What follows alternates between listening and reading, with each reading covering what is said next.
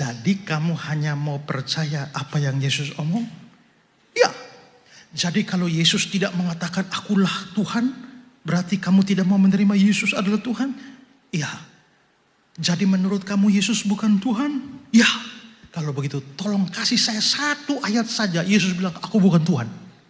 Ini hari saya langsung ucap kalimat syahadat. Coba kasih satu ayat. Yesus bilang, aku bukan Tuhan, aku bukan Allah. Coba kasih satu ayat. Kalau tidak ada ayatnya, kenapa kamu bisa percaya dia bukan Tuhan? Tapi kalau kamu bisa percaya dia bukan Tuhan tanpa ada satu ayat, mengapa saya harus percaya dia Tuhan kalau dia ngomong? Tapi benarkah tidak ada? Yohanes 13, 14. Kamu menyebut aku guru dan Tuhan, dan katamu itu tepat.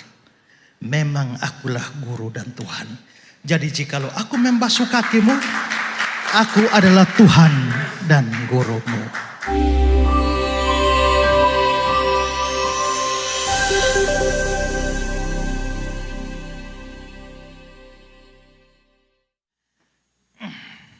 Ya, shalom.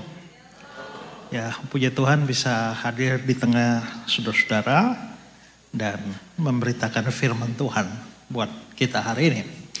Dan di bawah tema besar kita, saya diminta menyampaikan suatu tema yang berbeda dalam 3 kebaktian ini ya. Dan di dalam kebaktian pertama ini kita berbicara soal Yesus bukan Tuhan atau Allah. Nah ini memang tema yang tidak biasa dalam acara ulang tahun. Dan itu luar biasa. Ya. Nah saya berpikir bahwa wah ini ulang tahun gereja temanya begini. Dan saya khotbah kemana-mana belum pernah ada acara ulang tahun dengan tema yang sangat doktrinal seperti ini ya. Nah tapi saudara-saudara, kalau kita melihat bagaimana orang mempunyai pandangan terhadap Yesus Kristus, itu memang kontroversial. Tidak pernah ada orang yang hidup dari 2000 tahun yang lalu sampai hari ini masih diperdebatkan siapa dia. Hanya orang ini yang namanya Yesus saja ya. Jutaan orang di seluruh dunia sepanjang zaman itu bahkan berdebat tentang siapa dia sebenarnya. Ada yang mempunyai pandangan yang sangat merendahkannya, sementara ada juga yang mempunyai pandangan yang sangat menghormatinya, tetapi tidak sampai pada level yang seharusnya. Saudara, beberapa tahun yang lalu itu ada pendeta doktor dari satu sekolah teologi sudah almarhum ya, dan dia berhasil mempertahankan tesis S2-nya ya, mempertahankan tesis S2-nya bahwa Yesus itu bukan Tuhan. Ya, bahkan dalam salah satu tulisannya dia berkata bahwa Yesus itu hanya seorang pejuang sosial yang tidak berbeda dengan para mahasiswa yang lagi demo menuntut perubahan di Jakarta. Ya. Nah, saudara-saudara, begitu rendahnya dia menilai Yesus, sementara itu ada orang-orang yang menilai bahwa Yesus adalah seorang guru yang agung. Orang-orang gerakan zaman baru melihat bahwa Yesus seorang guru yang agung. Lebih tinggi dari itu masih ada Islam. Islam percaya bahwa Yesus adalah salah seorang nabi mereka, utusan dari Allah. Tapi lebih tinggi dari itu masih ada saksi Yehova. Karena saksi Yehova percaya Yesus itu adalah ciptaan Allah mula-mula dan dia sesungguhnya adalah penghulu malaikat Mikael. Sementara itu orang Kristen yang Alkitabiah memberikan tempat yang begitu tinggi dan paling tinggi kepada Yesus, bahwa Yesus adalah Tuhan dan Allah dalam pengertian setinggi-tingginya. Jadi kita bisa melihat orang menilai Yesus mulai dari yang paling rendah yang tidak beda dengan mahasiswa yang demo, sampai pada dia adalah Tuhan dan Allah yang setinggi-tingginya. Itu ada. Siapakah orang ini sampai orang begitu berdebat tentang siapa dan jati dirinya selama ribuan tahun. Saya pernah menulis sebuah buku, Yesus Kristus. Siapakah dia? Dia tidak pernah menulis satu buah buku pun, tapi ribuan buku ditulis tentang dia. Dia tidak pernah membuat satu lagu pun, tapi ribuan lagu ditulis tentang dia. Dia bukan seorang panglima perang, tapi setiap hari di kolong langit ini ada orang yang berlutut dan menyerahkan diri menjadi prajuritnya. Siapa orang ini sebenarnya? Nah, kekristenan percaya dia adalah Tuhan dan Allah, tapi kepercayaan ini bukan tanpa tantangan. Sepanjang sejarah ada banyak orang menentang klaim kekristenan bahwa Yesus itu bukan Tuhan dan bukan Allah. Dan mungkin kalau kita melihat di medsos, yang paling banyak mungkin dari agama sebelah, yang terus menyerang iman kita dan menganggap bahwa kita sedang mempercayai atau sedang mengangkat seorang manusia jadi Tuhan. Kita sedang mengangkat seorang nabi jadi Tuhan. Nah, karena itulah saudara, pada kesempatan ini saya ingin mengangkat saja beberapa keberatan yang sering kali diberikan, dan saya akan menjawab itu sebagai sesuatu pegangan bagi kita. Nah, ada banyak pandangan atau serangan, tetapi saya berikan saja beberapa. Saudara, yang pertama ada yang mengatakan bahwa Yesus tidak pernah mengatakan secara langsung bahwa dia adalah Tuhan atau Allah. Seorang dari agama sebelah pernah berkata, jikalau kamu bisa tunjukkan dari ayat Alkitab, Yesus bilang, akulah Tuhan, sembahlah aku, hari ini juga saya minta dibaptis. Dan seringkali kita mendengar argumentasi atau keberatan seperti itu. Lalu bagaimana kita menjawab ini?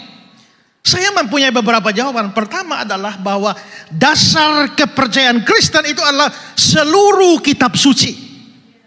Bukan hanya dasar kepercayaan kita, bukan hanya omongan langsung dari mulut Yesus, tidak. Seluruh kitab suci itu adalah dasar kita. Sehingga sekalipun Yesus tidak bilang, aku Tuhan, aku Allah, tapi bagian kitab suci yang lain memang menyebutkan hal itu, maka kita orang Kristen percaya akan hal itu. Bahkan saya mengatakan bahwa jangankan Yesus yang sudah datang ke dalam dunia, pada saat dia belum lahir saja, belum datang ke dunia, bahkan namanya atau dirinya itu sudah disebut sebagai Allah. Yesaya 9 ayat 5. Sebab seorang anak telah lahir untuk kita, seorang putra diberikan untuk kita, lambang pemerintahan ada di atas bahunya, namanya disebutkan orang penasihat ajaib, Allah yang perkasa, El Gibor. Berarti Yesus dalam nubuatan Yesaya itu sudah bilang Allah yang perkasa. Saudara, pada waktu saya berbicara begini, ada satu ustadz namanya Sanihu Munir. Lalu dia bilang begini, coba baca ayat ini baik-baik. Menurut pendeta Esra, ini adalah nubuat untuk Yesus. Tapi itu salah. Ini menunjukkan pendeta Esra tidak mengerti bahasa Indonesia. Kenapa? Karena kalau lihat itu nubuatan dari kitab Yesaya, harusnya sebab seorang anak akan lahir, bukan telah lahir. Seorang putra akan diberikan. Kalau itu nubuatan. Tapi ayat ini berkata anak itu telah lahir, putra itu telah diberikan. Sementara Yesus baru lahir, baru diberikan 750 tahun yang akan datang. Maka ini pasti bukan Yesus. Pendeta Esra tidak mengerti bahasa Indonesia. Lalu saya bahas dia. Bukan saya nggak ngerti bahasa Indonesia. Kamu yang tidak mengerti budaya Ibrani. Namanya budaya orang, itu kita kalau mau pahami apa pikiran orang, kata-kata orang, ikutlah budaya dia. Tadi malam baru saya kasih contoh itu. Saya waktu masuk sekolah teologi pertama kali ketemu teman Manado. Lalu saya tanya, kamu datang dengan siapa? Dia bilang, kita sendiri. Saya kok bingung. Kamu datang dengan siapa? Kita sendiri. Kan menurut saya kok kalau kita kenapa sendiri? Ya kan? Kalau sendiri kenapa kita? Kita itu harusnya tidak sendiri. Karena itu jamak. Jadi saya tanya ulang lagi. Kamu dengan siapa? Kita sendiri. Bingung orang ini ya. Lama-lama baru saya tahu, oh orang Manado itu kalau omong dirinya sendiri dia sebut kita. Kalau begitu mau pahami apa maksudnya, pahami cara orang Manado ngomong. Itu tuh. Coba kalau saudara pergi ke Medan. Mobil nama apa? Kereta. Kereta. Kamu datang dengan apa? Kereta. Kayak amat kamu ya. Nah, Nah, kita jadi salah paham. Tapi kalau kita berpikir seperti orang Manado, oh yang dia bilang kereta, jangan pahami betul-betul kereta. Pahamilah itu mobil. Itu juga sama kemarin. Saya bilang kalau Pak Lukas pergi ke kampung saya, Bapak ini bajingan. Kan marah. Tapi jangan marah. Karena di kampung saya sana, di NTT sana, bajingan itu positif. Kalau kamu hebat, namanya kamu bajingan. Kedua, tadi WL pimpin pujian luar biasa. Itu WL bajingan itu.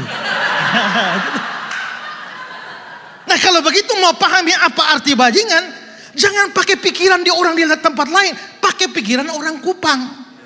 Nah begitu juga kalau mau paham ayat ini, jangan pakai pikiran Indonesia mestinya adalah akan. Tidak. Orang Ibrani punya pola pikir sendiri.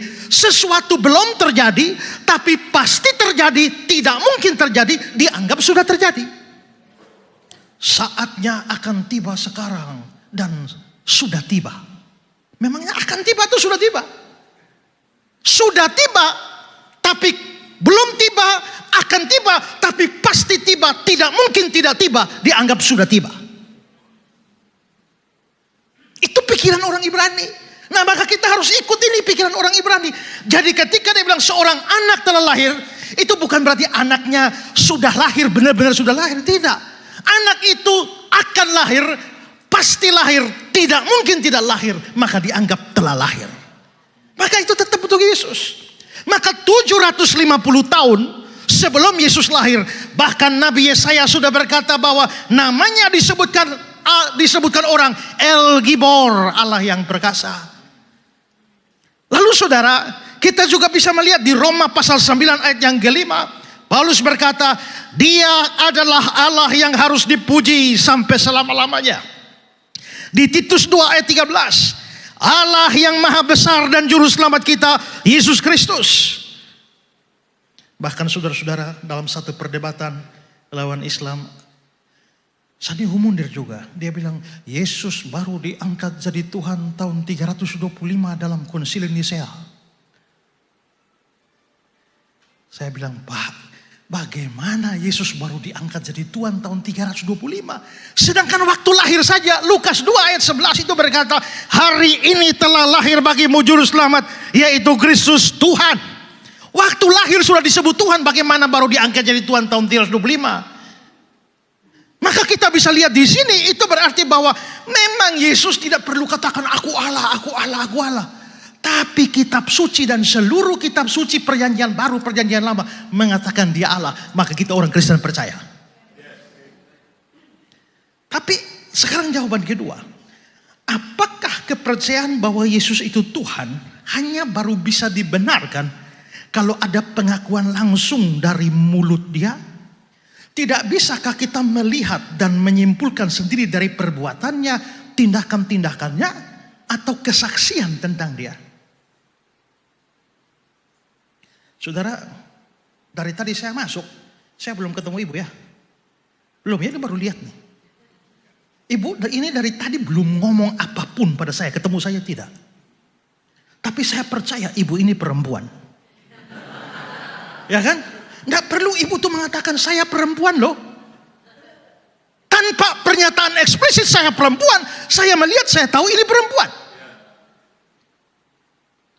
Maka saudara-saudara, kita tidak membutuhkan satu pernyataan eksplisit, aku Tuhan, aku Allah, baru kita mempercayai itu. Saudara, apakah sesuatu baru dianggap benar kalau ada pengakuan? Hanya itu satu-satunya cara. Kalau seorang terdakwa dibawa ke pengadilan dengan tuduhan membunuh, saksi mengatakan itu, bukti-bukti mengatakan itu, rekaman mengatakan itu, semua begitu kuat. Tapi saksinya bilang, saya tidak membunuh. Apakah karena dia bilang saya tidak membunuh, maka kesaksian, bukti-bukti itu menjadi ditiadakan? Tidak. Begitu juga ketuhanan Yesus. Itu tidak hanya bergantung pada suatu pernyataan eksplisit dari mulutnya. Bahkan saudara-saudara, murid-murid langsung itu beri kesaksian. Salah satu murid Yesus adalah Rasul Yohanes. Yohanes 1, dia katakan firman itu adalah Allah.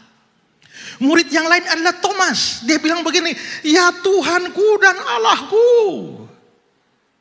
Waktu saya pakai ayat ini, Thomas, ya Tuhanku dan Allahku.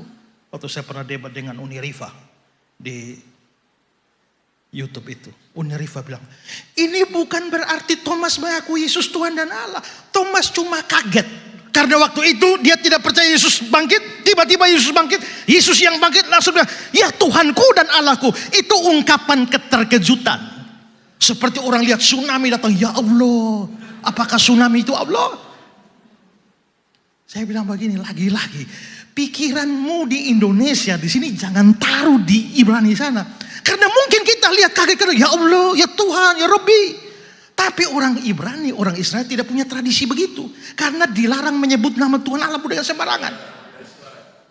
Karena itu ketika dia bilang, ya Tuhanku dan Allahku. Kalau itu Yesus bukan Tuhan dan Allah. Mestinya waktu Thomas bilang, ya Tuhanku dan Allahku. Yesus bilang, Thomas, jangan bicara sembarangan dong, ya kan? Tapi Yesus bilang, bahkan Yesus mengakui sebagai iman.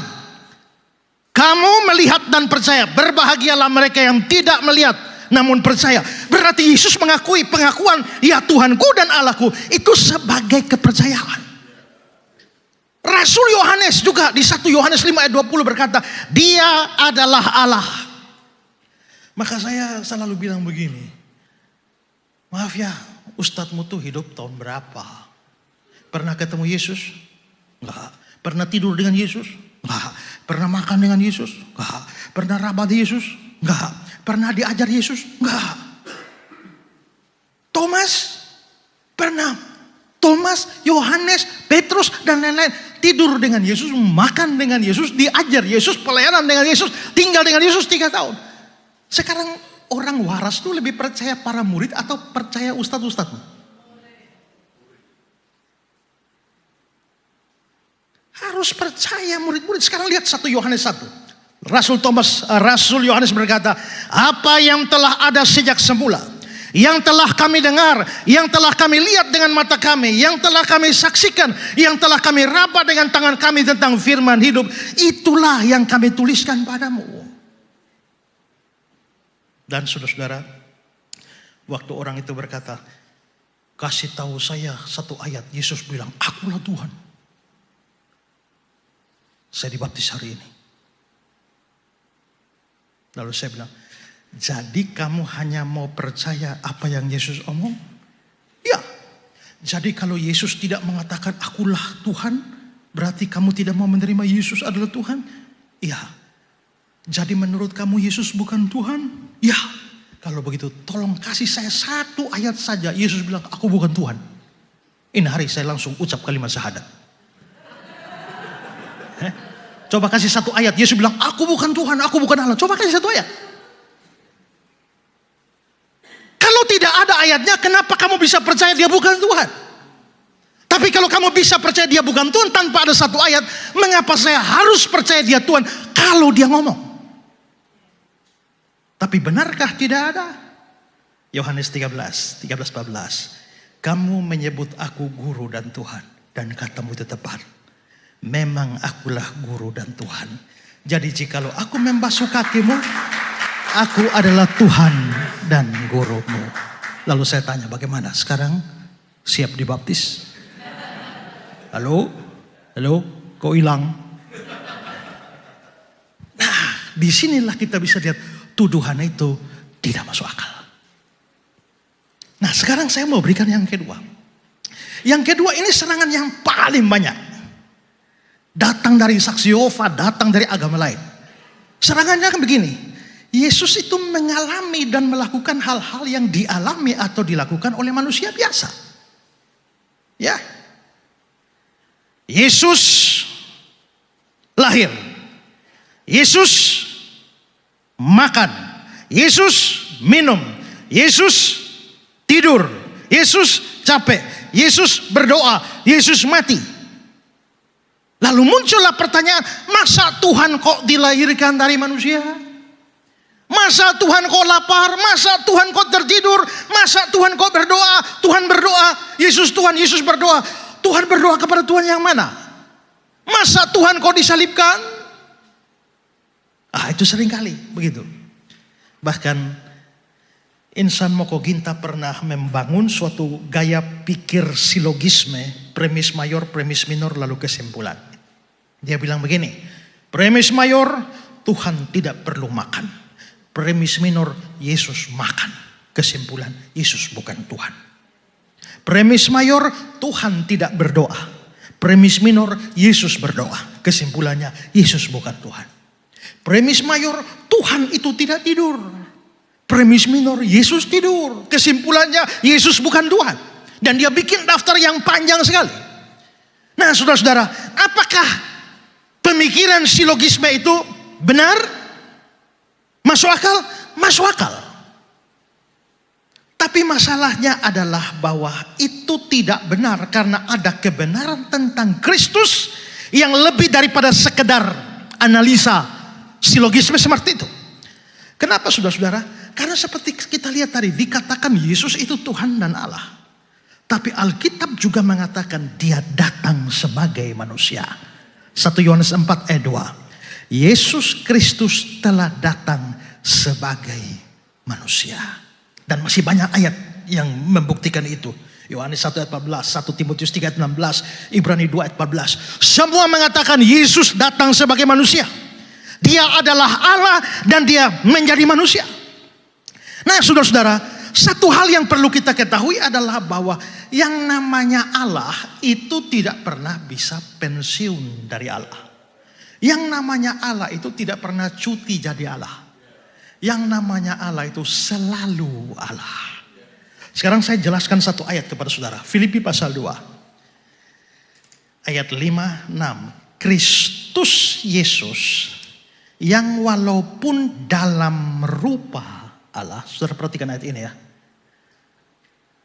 Kristus Yesus yang walaupun dalam rupa Allah. Itu sebenarnya ada kurang satu kata di situ. Alkitab Indonesia hanya bilang dalam rupa Allah. Sebenarnya ada satu kata sebelum kata rupa. Itu adalah Yesus Kristus yang walaupun ada dalam rupa Allah. Tapi kehilangan kata ada. Kalau kita lihat misalnya terjemahan Inggris King James, who being in the form of God, ada dalam rupa Allah. Jadi mestinya ayatnya bunyinya begini. Kristus Yesus yang walaupun ada dalam rupa Allah. Nah, satu kata ada ini penting. Kenapa? Karena dalam bahasa asli Alkitab Yunani itu katanya adalah huparkon. Huparkon itu apa? Huparkon itu adalah suatu keberadaan yang tak bisa berubah dari bahasa Yunani. Bagaimana membuat istri bapak menjadi bukan istri bapak lagi? Ada caranya? Bikin istri bapak menjadi bukan istri bapak. Ada cara? Ada. Ceraikan dia. Bagaimana bikin mobilmu tidak lagi menjadi mobilmu? Jual itu. Ya kan? Bagaimana bikin pembantumu berhenti jadi pembantumu? Pecat dia. Tapi bagaimana bikin mamamu berhenti jadi mamamu? Potong yang kau potong mamamu. Pecat yang kau pecat mamamu. Sangkali dia yang kau sangkal mamamu. Berarti apapun yang kamu buat, kamu tidak bisa mengubah mama menjadi bukan mama. Itu namanya huparkon. Yesus Kristus yang walaupun huparkon, artinya dia huparkon Allah. Artinya dia memang Allah dan dia tidak bisa berubah menjadi bukan Allah. Ya. Makanya dalam terjemahan GNB dia bilang, He always had the nature of God. Dia selalu di dalam natur Allah. Yang wali kota tidak selamanya jadi wali kota. Presiden tidak selamanya jadi presiden. Bupati tidak selamanya jadi bupati.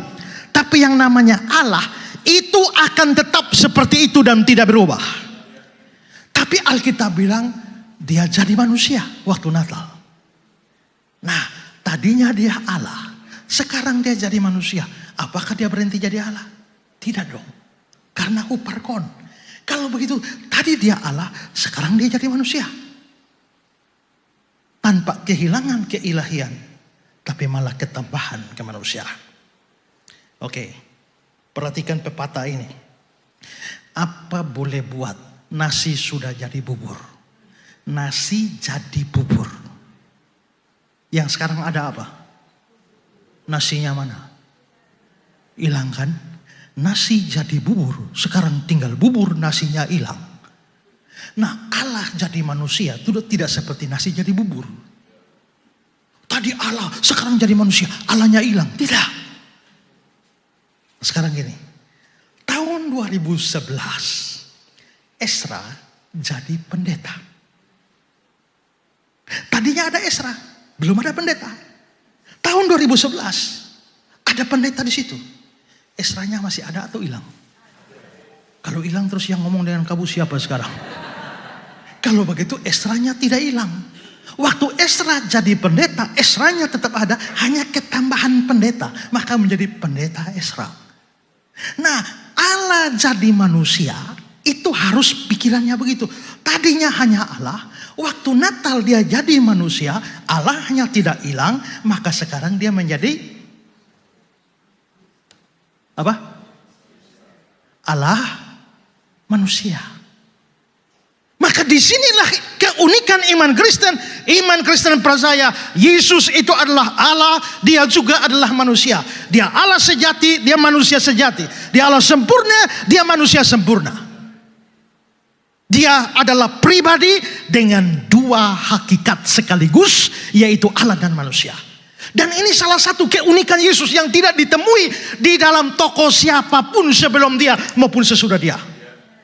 Satu-satunya tokoh di dunia ini yang pernah hadir di dunia yang sekaligus Allah, sekaligus manusia. Apakah ini hanya karangan orang Kristen? Tidak.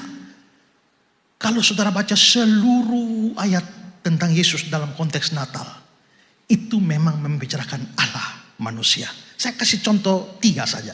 Saudara lihat, bedakan yang saya kasih warna merah dengan yang warna biru. Yesaya 9 ayat 5. Oh ya. Seorang anak telah lahir. Itu Allah atau manusia? Karena Allah kan gak mungkin lahir. Anak telah lahir itu manusia. Putra diberikan itu manusia. Tapi namanya penasihat ajaib. Apakah ada manusia bisa disebut penasihat ajaib? Tidak bisa. Allah yang perkasa? Tidak. Bapa yang kekal? Tidak. Raja damai? Tidak. Kalau begitu yang di atas itu bicara manusianya, yang di bawah itu adalah Allahnya. Sekarang lihat Matius 1 ayat 23. Sesungguhnya anak darah itu akan mengandung dan melahirkan seorang anak laki-laki. Itu manusianya, karena dilahirkan. Tapi di bawah namanya Immanuel, yang berarti Allah menyertai kita. Makanya saya bilang begini, kalau Yesus itu bukan, Yesus hanya nabi, mestinya ayat bilang yang berarti nabi menyertai kita. Kalau Yesus hanya malaikat, malaikat menyertai kita. Tapi Allah menyertai kita, dia harus Allah. Ya. Maka di situ kita bisa lihat ada manusianya, ada Allahnya. Sekarang Roma 9 ayat 5. Mereka adalah keturunan, mereka ini adalah orang Yahudi ya, adalah keturunan bapa leluhur Abraham, Ishak, Yakub, yang menurunkan Mesias dalam keadaannya sebagai manusia. Tapi di bawah dia adalah Allah. Jadi dia manusia, dia Allah. Kalau begitu Yesus itu Allah, ya. Dia manusia, ya. Karena dia adalah Allah dan manusia. Kalau dia Allah, dia pasti punya sifat Allah. Dia pasti berkata-kata seperti Allah. Dia pasti bertindak sebagai Allah. Tapi kalau dia manusia, maka dia memiliki sifat manusia. Ada kata-katanya yang kata-kata manusia, ada tindakannya yang adalah tindakan manusia. Maka di sini kita harus jeli untuk membedakan mana kata-kata Allah, mana kata-kata manusia.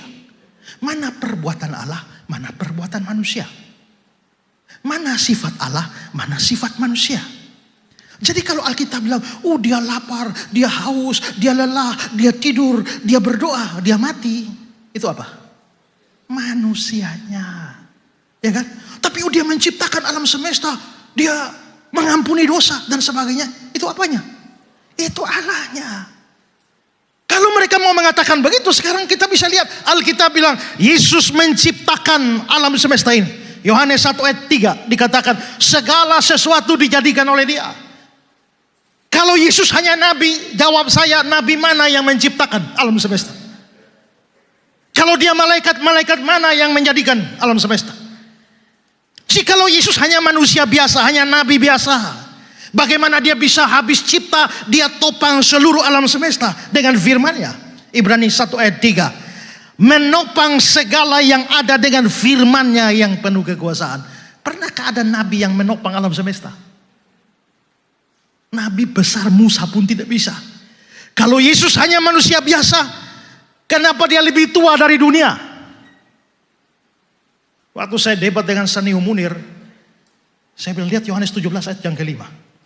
Oleh sebab itu ya Bapa, permuliakanlah aku padamu sendiri dengan kemuliaan yang kumiliki di hadiratmu sebelum dunia ada. Berarti Yesus punya kemuliaan sebelum dunia ada. Kalau dia punya kemuliaan sebelum dunia ada, dia harus ada sebelum dunia ada. Jawab saya, nabi mana yang lebih tua dari dunia? Lalu dia bilang, kalau kita lihat ayat ini, kalau Yesus memang Tuhan, kenapa dia berdoa? Jangan jawab itu, jawab saya.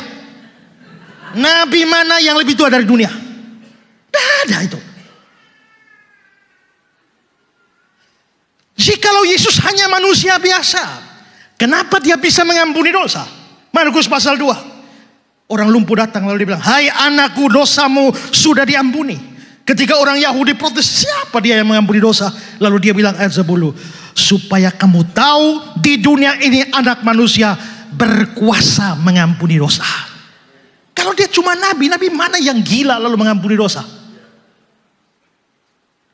Jikalau Yesus hanya manusia biasa, kenapa dia bisa sesuka-suka dia perintah malaikat? Coba lihat Matius 13 ayat 21. Anak manusia akan menyuruh malaikat-malaikatnya. Malaikat itu punyanya Tuhan Allah. Hanya Tuhan Allah yang bisa perintah malaikat.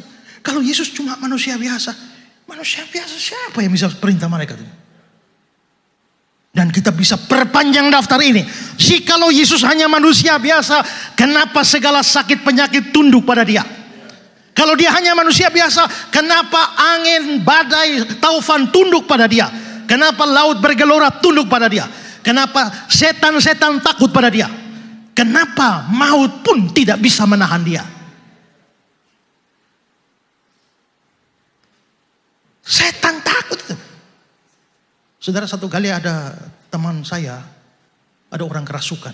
Lalu dia pergi dan usir setan. Dalam nama Yesus, keluarlah. Setan dalam orang itu ketawa. Dalam nama Yesus, ketawa itu setan. Tidak ada efek. Tiba-tiba teman saya ini merasa ada yang tidak beres. Lalu dia ubah kalimatnya. Di dalam nama Yesus Kristus orang Nazaret, keluarlah. Setan langsung kaget dan keluar. Kenapa? Kenapa tadi dalam nama Yesus nggak keluar? Karena rupanya di Timor Leste sana ada banyak orang nama Yesus juga. Ada petinju nama Yesus, ada pemain bola Jesus Navas. Jadi kalau untuk pemain bola atau petinju nama Yesus itu, setan tidak takut. Tapi begitu di dalam nama Yesus orang Nazaret, kaget dia, takut. Jadi setan itu cuma takut satu nama itu. Kalau dia cuma nabi, kenapa setan-setan gemetar? Kalau dia cuma nabi, nabi mana bisa bikin mujizat sebesar itu? Ya, Elisa bangkitkan orang mati. Saudara lihat ceritanya di Perjanjian Lama. Susahnya minta ampun kan? Sampai harus suruh tidur di atas lagi, repot sekali. Tapi kalau Yesus, Lazarus keluar itu. Rasul-rasul bikin mujizat, tapi dalam nama Yesus. Tapi Yesus bikin mujizat, tak pakai nama siapa-siapa. Dan itulah sebabnya begitu banyak mujizat dicatat di dalam Alkitab. Dan sampai hari ini kalau dia mau, tidak ada yang mustahil. Amin. Itu. Ada satu orang Islam berteman dengan pendeta saya, namanya pendeta Nur. Mereka dua teman akrab, tapi yang satu ini tetap Islam. Pendeta Nur sudah nginjil dia, tapi tetap gak percaya juga. Sampai pendeta Nur putus asa. Lalu pendeta Nur bilang, mulai sekarang saya gak akan ngomong tentang Yesus. Tapi kamu ingat ya, satu hari nanti kalau kamu mengalami masalah yang tidak ada jalan keluar, tidak ada bisa tolong kamu. Kamu ingat, Tuhan Yesus bisa tolong kau. Maka sudahlah, bertahun-tahun setelah itu dilupakan. Temannya yang Muslim ini harus bawa mobil, bawa kontainer banyak barang. Lewat satu hutan yang tiba-tiba mobilnya macet di sana. Dia montir, tapi dia perbaiki semua, tidak berhasil. Dia coba angkat HP, mau telepon minta bantuan, sinyal nggak ada. Dalam keadaan bengong dia lihat. Tiba-tiba dia teringat, bukankah Mas Nur pernah cerita, kalau kamu mengalami masalah yang tidak bisa ditolong, Yesus bisa tolong kamu. Dia mikir-mikir, tapi apakah Yesus bisa membuat mobil ini hidup kembali? Coba saja. Dia biasa pernah lihat Mas Nur ini pergi doa orang sakit tumpang tangan. Dalam nama Yesus sembuh. Akhirnya dia coba-coba memberanikan diri tumpang tangan di mobil itu. Di dalam nama Yesusnya Mas Nur. Hiduplah. Begitu dia hidup lalu dia mulai hidup mobilnya. Waktu hidup mobilnya dia kaget. Akhirnya dia bilang, sekarang aku jadi tahu. Ternyata Yesus bukan hanya juru selamat, tapi juga juru mesin.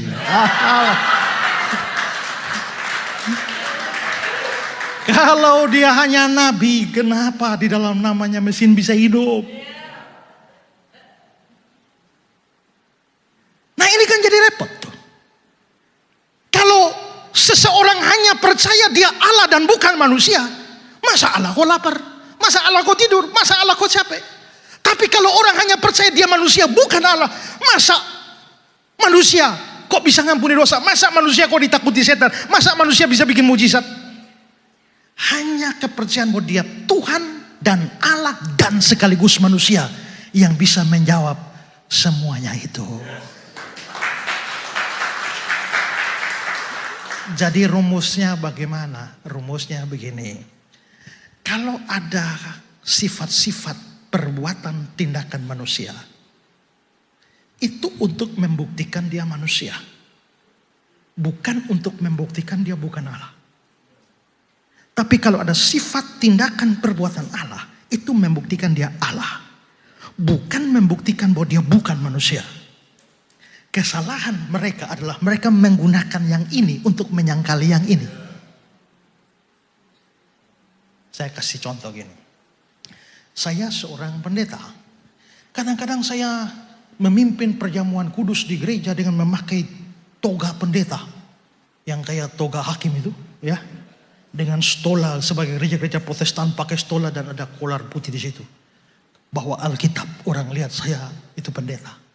Tapi saya juga suka bermain bola pimpong. Dan kalau saya main bola pimpong, saya pakai sepatu olahraga, baju celana olahraga, bawa bat. Sekarang, waktu saudara ketemu saya, celana pendek, sepatu olahraga, baju olahraga, bawa bat. Kok ini kok kayaknya bukan pendeta ya? Apakah saya bukan pendeta? Masa pendeta kok bawa bat? Tapi waktu saudara ketemu saya lagi pakai toga, bawa Alkitab, ini kayaknya bukan pemain pimpong ya. Mana ada pemain pimpong pakai toga? Lo jangan begitu. Toga, stola, Alkitab itu buktikan saya pendeta. Bukan membuktikan bahwa saya bukan pemain pimpong. Tapi celana pendek, bat, baju olahraga, celana olahraga membuktikan saya pemain pimpong. Bukan membuktikan saya bukan pendeta. Ini masalah logika. Maka menolak Yesus adalah Tuhan dengan mengemukakan berbagai macam sifat perbuatan kemanusiaan. Itu menunjukkan bahwa secara logika kamu membuat falasi atau kesesatan berpikir. Yesus Tuhan Allah, dia juga Allah manusia. Allah sendiri dalam rupa insan, sembah dan puji dia. Allah sendiri dalam rupa insan. Karena itu wajar sebagai manusia dia lapar, dia lahir, dia mati dan sebagainya. Karena itu tidak membuktikan bahwa dia bukan Allah. Hanya membuktikan bahwa dia adalah manusia. Sekarang yang ketiga, yang terakhir. Serangan mereka mengatakan, Alkitab mengatakan Yesus adalah anak Allah, bukan Allah. Ini argumentasi saksi Yehova. Tapi diambil oleh Islam.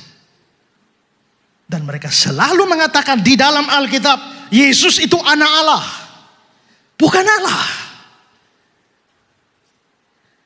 Saya bilang gini ya, lucu ya. Mengingatkan di dalam Alkitab Yesus anak Allah bukan Allah. Kau lupa ya bahwa di Alkitab juga bilang Yesus Allah, Yesus anak Allah. Kenapa mau ambil yang satu saja? Kedua, sekian lama tidak percaya Yesus anak Allah. Dan bilang, masa anak Allah? Siapa yang lahir? Siapa bidannya? Allah tidak beranak dan tidak memperanakan. Sekian lama protes. Tapi sekarang pakai. Itu seperti mereka bilang, nama Muhammad ada dalam Kidung Agung 5 ayat 16. Di dalam Kidung Agung 5 ayat 16 ada kata Ibrani Mahmadim. Mahmadim itu dari kata singkatnya adalah Mahmad. Dan Mahmad itu kependekan dari Ahmad. Ahmad itu kependekan dari Muhammad. Jadi Mahmadim dalam Kidung Agung 5 ayat 16 itu adalah Muhammad. Saya jawab itu. Masa? Hanya karena mirip antara Mahmad dengan Ahmad dengan Muhammad, itu artinya ada hubungan antara Ahmad, Mahmad dengan Muhammad. Hanya karena mirip. Kalau begitu, maka pasti ada hubungan antara Naruto dan Naruto. Ya kan? Karena mirip. Naruto. Apalagi Naruto lahirnya di Tokyo. Narko lahirnya di Mojokerto. Mirip juga itu. Berarti ada hubungan antara Naruto dan Naruto. Begitu kan? Kedua, sekian lama kalian tuduh kitab Kidung Agung itu kitab porno. Sekarang cari nama nabi kalian di kitab porno ini. Tidak malu kah? Sekian lama orang Kristen bilang Yesus anak Allah. Kalian menolak. Sekarang kok dipakai? Lagi pula hanya sekedar tambahan bagi kita. Yesus anak Allah. Masa Allah kau punya anak? Kau lupa bahwa dalam budaya Ibrani anak tidak selamanya berarti fisik biologis. Seolah-olah ada bapak yang kawin sama mama baru melahirkan anak. Coba lihat itu Lukas 16 ayat 8. Sebab anak-anak dunia, anak-anak terang. Kapan dunia kawin? Kapan terang kawin? Ya. 1 Yohanes pasal 3 ayat 10. Inilah tandanya anak Allah dan anak-anak iblis. Kapan iblis kawin lalu punya anak? 1 Tesalonika 5 ayat 5. Karena kamu semua adalah anak-anak terang, anak-anak siang. Kapan terang dan siang kawin? Sehingga melahirkan kau. Ya. Matius 8 ayat 12. Sedangkan anak-anak kerajaan, kapan kerajaan kawin? Jadi tidak semua anak itu harus ada bapaknya. Ya kan? Oh, itu anak emas. Kapan emas kawin? Anak bangsa, kapan bangsa kawin? Anak tangga, kapan tangga kawin? Anak kunci, kapan kunci kawin? Siapa mamanya? Jadi istilah anak itu tidak selamanya berarti biologis, tidak. Yesus itu anak Allah itu artinya apa? Yesus anak Allah itu menyatakan kesamaan hakikat. Saudara lihat Yohanes 5, 17-18. Tetapi dia berkata kepada mereka, Bapakku bekerja sampai sekarang. Kalau dia bilang Bapakku berarti dia Allah. Orang-orang Yahudi lebih berusaha lagi untuk membunuhnya. Bukan saja karena dia menegakkan hari Sabat, tetapi karena dia mengatakan bahwa Allah adalah Bapaknya sendiri. Dan dengan demikian, apa? Menyamakan dirinya dengan Allah. Saya dalam satu debat itu ya, itu Moko Ginta tuh bilang, ini nih, kita debatnya 80, kira-kira kita orang Kristen hanya tidak sampai 10. Itu semua di masjid itu ada kira-kira 850 orang. Lalu si Moko Ginta itu berkata, sekarang saya tanya, anak presiden atau bukan? Mereka jawab, bukan. Anak wali kota atau bukan? Bukan. Ya, anak gubernur atau bukan? Bukan. Anak Allah atau bukan? Bukan. Allahu Akbar. Habis itu giliran saya bicara. Sekarang saya tanya kalian. Anak monyet atau bukan? Mereka diam. Waktu mereka diam saya jawab. Anak ular atau bukan? Kalian ini anak manusia atau manusia? Dua-duanya. Kalau kau bisa anak manusia sekaligus manusia, kenapa dia nggak bisa anak Allah sekaligus Allah? Kalau begitu, Yesus adalah Tuhan dan Allah. Hari ini anniversary ke-24 BMC. Pertama, harus berdiri di atas kebenaran. Yesus Kristus adalah Tuhan. Apapun terjadi, jangan pernah tinggalkan kebenaran ini. 24 tahun dengan kepercayaan ini, sampai Yesus datang harus tetap percaya seperti ini. Tidak boleh digoyahkan oleh siapapun. Tapi jangan lupa, jangan hanya percaya, beritakan kepada dunia, Yesus adalah Tuhan. Banyak orang tidak percaya Yesus Tuhan. Dan ingat, tidak percaya Yesus Tuhan tak mungkin selamat. Kalau begitu saudara harus beritakan kepada dunia, Yesus adalah Tuhan dan juga juru selamat. BMC harus menjadi corong kepada dunia ini untuk mengatakan Yesus adalah Tuhan dan juru selamat yang menyelamatkan.